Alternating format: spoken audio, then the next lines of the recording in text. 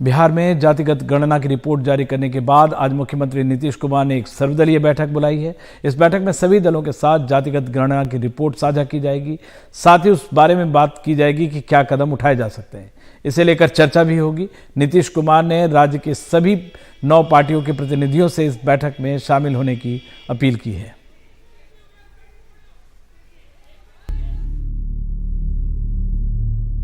बिहार की जातिगत जनगणना की रिपोर्ट एक बड़ी राजनीतिक हलचल का इशारा है। इस रिपोर्ट के मुताबिक बिहार की 13 करोड़ की आबादी में राज्य में पिछड़े, अति पिछड़े और अनुसूचित जाति के लोग 84% से ऊपर हैं, जबकि अनारक्षित या अग्रा वर्ग 16% से कुछ कम है। पिछड़े 27% हैं, अति पिछड़े 36% हैं, दलित 19.65% हैं। जनगणना में अलग अलग वर्गों में बटे मुसलमान कुल 17.7% हैं और राज्य में राजनीतिक तौर पर सबसे मजबूत माने जाने वाले यादव 14.26% हैं। ये स्टेज 1 है जहां आपके पास आंकड़े आ गए। ये आंकड़ा सुलभ करना ही अपने आप में बहुत बड़ा चैलेंज है। सोमवार सुबह गांधी जयंती पर माल्यार्पण के तुरंत बाद मुख्यमंत्री नीतीश कुमार ने जातिगत सर्वे की रिपोर्ट जारी होने के संकेत दिए थे। रिपोर्ट आने के बाद कहा कि वो इस पर मंगलवार को बैठक बुलाएंगे। हम तो आपको कह रहे हैं कि जो हम लोग बिहार में कर रहे हैं, कोई आज तक किया है बिहार के जितना बढ़िया होगा। और इसके बारे में हम लोग जो उसके हित में कोई भी काम सभी जातियों का ये नेम कर रहे हैं। एक ही बात हम नहीं कर रहे हैं, सबके हित में जो काम आगे बढ़ेगा तो वो हम लोग करेंगे। और बाकी उन लोगों को अभी तक नहीं किया, बोलिए ना भाई 10 में तो मान लीजिए कि जाति आधारित नहीं कर जनगणना तो होना चाहिए था ना, तो नहीं ना हुआ। साफ है इस रिपोर्ट के बाद दूसरे राज्यों में भी जातिगत गणना की मांग शुरू हो सकती है और राजनीतिक एजेंडा बदल सकता है।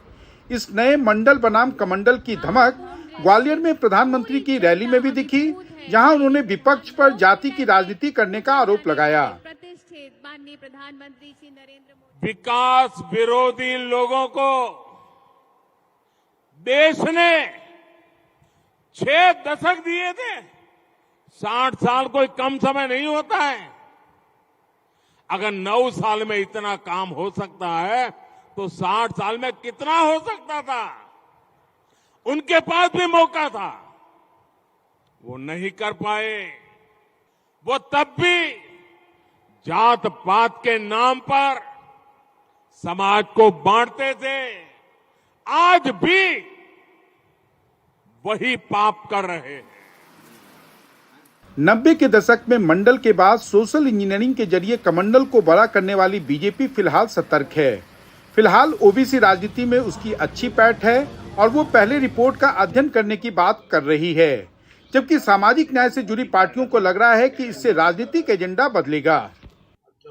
सर्वेक्षण के कार्य में भारतीय जनता पार्टी का पूरा समर्थन था। हम लोगों ने जब सरकार में हम लोग शामिल थे तो हम लोगों ने इस काम की शुरुआत के लिए नीतीश कुमार जी को अधिकृत किया था। प्रथम दृष्टिया जो नंबर्स हैं वो आपको लगता है कि वो सही हैं? देखिए, जो उन लोगों ने लिस्ट जारी किया है, लगभग लोग समझ यही रहे थे, लेकिन अब किस मैकेनिज्म के माध्यम से उन्होंने किया है, ये पूरे अध्ययन के बाद भारतीय जनता पार्टी अपना पक्ष रखेगी। साइंटिफिक जो डेटा जो है, आर्थिक सामाजिक न्याय की जो लड़ाई लगातार हम लोगों ने जो लड़ी है और चुनाव में भी यह हमेशा से हम लोगों का अहम मुद्दा रहा है, बेरोजगारी और जातीय जनगणना को लेकर के। बिहार में जातिगत गणना के नतीजे दूर तक जा सकते हैं। अभी जो धर्म के आधार पर बहुसंख्यक अल्पसंख्यक राजनीति है वो आने वाले दिनों में अग्रे पिछड़ों में बदल सकती है। यह वो संभावना है जिससे बीजेपी बचना चाहेगी, लेकिन आने वाले दिनों में इंडिया गठबंधन के दलों को लगता है कि हिंदूवादी राजनीति की काट दरअसल सामाजिक न्याय की राजनीति ही है। पटना से कैमरामैन हबीब अली के साथ मनीष कुमार, एनडीटीवी इंडिया के लिए।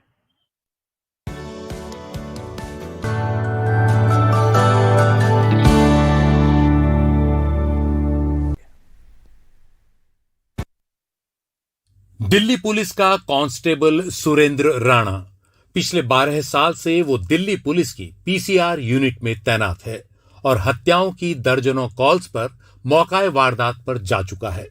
लेकिन इसकी भनक किसी को नहीं थी कि सुरेंद्र पीसीआर में तैनात रही अपनी ही साथी की हत्या कर उसका राज सीने में दफन किए घूम रहा है। हत्या के आरोप में सुरेंद्र, उसके साले रॉबिन और उसके दोस्त राजपाल को गिरफ्तार किया गया है। नाटकीय अंदाज में उनके फंक्शंस अटेंड करता रहा, उनकी शादियां अटेंड करता रहा और थाने मुखर्जी नगर में जाके बोलता था कि इसको ढूंढो भाई, क्यों नहीं ढूंढ रहे इसको जल्दी से। और उनके फैमिली के साथ इस प्रकार का उसने रेपो बना लिया कि ये तो हो ही नहीं सकता है, और उनको उस पर विश्वास रहा। और उन्होंने कभी बीच बीच में उनको शक तो होता था कि क्या है ये, मतलब लास्ट सीन इसके पास था, इससे टच में थी, फिर गायब होगी, लेकिन वो इस तरह से नाटक करता रहा। और फिर जो उसने अपने नाटक को आगे बढ़ाने के लिए कुछ और नाटकीय अंदाज में कार्रवाई की, जिसमें क्या किया उसने कि अपने साले को रोप इन किया। पुलिस के मुताबिक 27 साल की कांस्टेबल मोना 2014 में दिल्ली पुलिस में भर्ती हुई थी, जबकि सुरेश 2012 में। दोनों पीसीआर में तैनात थे। वहीं से सुरेश मोना के संपर्क में आया। मोना सुरेश को डैडी यानी पिता बुलाती थी और सुरेश उसे बेटा बोलता था। इसी बीच मोना का चयन यूपी पुलिस में सब इंस्पेक्टर के लिए हो गया। फिर वो दिल्ली पुलिस की नौकरी छोड़ मुखर्जी नगर में यूपीएससी की तैयारी करने लगी। पुलिस के मुताबिक सुरेश उस पर बुरी नजर रखता था। जब मोना ने इसका विरोध किया तो वो 8 सितंबर 2021 को मोना को किसी बहाने अलीपुर अपने घर की तरफ ले गया। 8 सितंबर को उस दिन ये ऑटो लेके मुखर्जी नगर से, इसका गांव है अलीपुर में, कि चलो मैं अपने घर ले चलता हूं, अगर तुमको ज्यादा वो कॉन्फिडेंस लाने के लिए कि मैं तुमको अपने। और फिर वहाँ एक सुनसान जगह में जहाँ पे केवल एक नाला है और खेत वेत से हैं, जंगल टाइप का है, वहाँ ले जाके ऑटो को रुकवा दिया कि तुम जाओ, हम यहाँ से पैदल चले जाएंगे अपने गांव में, हमारा गांव पास में ही है। और फिर उसको वहाँ पे शाम हो चली थी उस समय, मतलब सूर्यास्त टाइप हो गया था, और वहाँ पे कोई ज़्यादा आबादी वगैरह भी नहीं है, तो वहाँ गला घोट के इसको मार दिया और वहीं नाले में फिर इसको लाश को डाल दिया और उसके ऊपर पत्थर डाल दिए इसने। हत्या के बाद उसने मोना को अलीपुर में इसी जगह दफना दिया और ऊपर से पत्थर रख दिए। इसके बाद उसने मोना के घर वालों को बताया कि मोना कहीं गायब हो गई है। वो लगातार मोना के घर वालों के साथ उसे खोजने का ड्रामा करता रहा। कई बार वो मोना के घर वालों के साथ पुलिस थाने भी गया। उसने मोना को जिंदा दिखाने के लिए किसी और लड़की को लेकर उसके नाम से कोरोना वैक्सीन के फर्जी सर्टिफिकेट बनवा दिए। वो मोना के बैंक अकाउंट से लेन देन करता था, जिससे लगे कि वो जिंदा है। यही नहीं, वो उसके सिम कार्ड का भी इस्तेमाल करता रहा। वो मोना के घर वालों को झूठी जानकारी देकर कहता कि उसे किसी ने फोन किया है और इस लोकेशन पर है। फिर मोना के घर वालों के साथ उस लोकेशन पर जाता भी था। इस तरह मोना के घर वालों ने उसके साथ 5 राज्यों के न जाने कितने शहरों की खाक छानी। हत्या के राज को छिपाने के लिए उसने एक और हैरत अंगेज तरीका अपनाया। उसने अपने साले रॉबिन को मोना का एक ऑडियो दिया। रॉबिन ने अरविंद बनकर मोना के घर वालों को 5 बार फोन किया, जिससे लगे कि मोना किसी के साथ भाग गई है।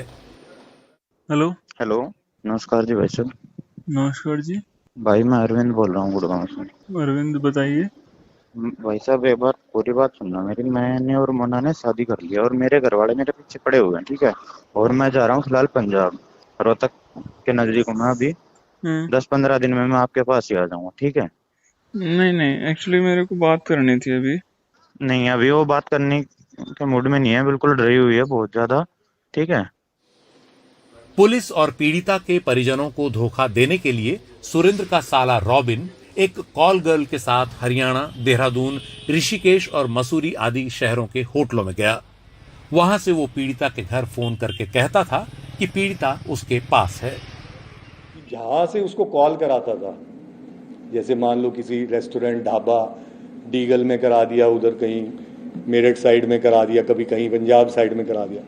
वहाँ पे क्या करता था, जो इस लड़की जो डिसीज्ड है, इसके बेचारी के जो फोटोकॉपी डॉक्यूमेंट थे, आइडेंटिटी कार्ड वगैरह टाइप के, वो जानबूझ के वहाँ ड्रॉप कर देता था। तो कल जब वो पुलिस या इसके घर वाले पूछ के जाते कहाँ से कॉल आई, कहाँ पे था, तो बोला जी एक लड़की आई थी और एक आदमी था और उनके कागज ये छूटे थे, तो देखते तो ये तो उसी के कागज है, जबकि वो लड़की होती थी कोई hired girl, call girl type की, कि तेरे को 1000 रुपए दिन के देंगे, 2000 तू हमारे साथ चल, शाम को तेरे को वापस दिल्ली छोड़ देंगे। तो मतलब किसी भी तरह से इसने अपनी तरफ से परफेक्ट प्लानिंग की थी। आरोपी सुरेंद्र के पास मोना के कई ऑडियो थे। वो उसके ऑडियो क्लिप में एडिट कर अपनी बातचीत मोना के घर वालों को भेजता, जिससे लगे कि मोना जानबूझकर घर नहीं आ रही है। हेलो, बोलो आप। आ रही आवाज तुम्हें? हेलो, आ रही है, मुझे आ रही है, बोलो आप। कहाँ हो तुम? और ये क्या मैसेज छोड़ा है? तुम्हारा सामान तुम्हारे घर वाले ले गए, विधि और अलंकार आए थे, अपने घर बात कर लो। इतने दिनों बाद कॉल किया है। तुम्हें पता है तुम्हारी मम्मी की तबीयत खराब है, सबको इतनी टेंशन हो रही, गुस्से में सब।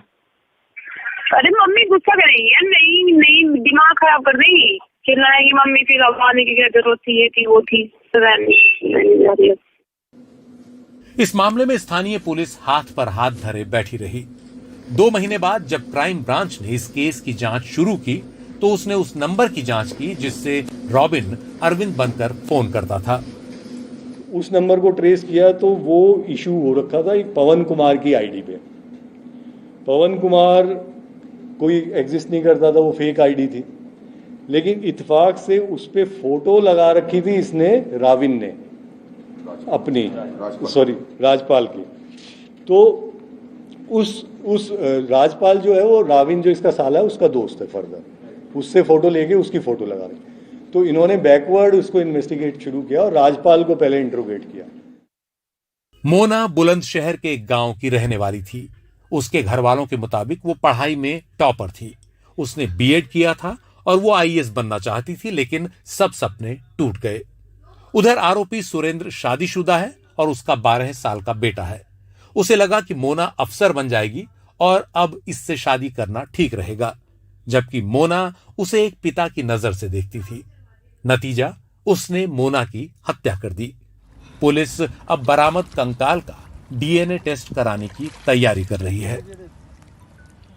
आरोपी एक पुलिसकर्मी है, इसलिए उसको पता था कि हत्या के बाद सबूत छिपाने के संभावित तरीके क्या हो सकते हैं। वो लड़की के परिवार को लगातार ये विश्वास दिलाता रहा कि वो लड़की की खोज में कोई कसर नहीं छोड़ रहा है। कई बार लड़की को खोजने के लिए वो उसके परिवार के साथ भी गया। वो लगातार लोकल पुलिस से ये कहता रहा कि इस मामले की जांच ठीक से की जाए, यानी वो हत्या का राज छुपाने के लिए वो हर संभावित तरीका ढूंढ रहा था और कर रहा था, जिससे कि हत्या की जानकारी ना तो लड़की के परिवार को मिल पाए और ना ही पुलिस को। लेकिन हर वारदात कोई ना कोई सबूत छोड़ जाती है और आखिरकार आरोपी पकड़ा गया। नई दिल्ली से कैमरामैन गोपाल सिंह के साथ मैं मुकेश सिंह सेंगर, एनडीटीवी इंडिया।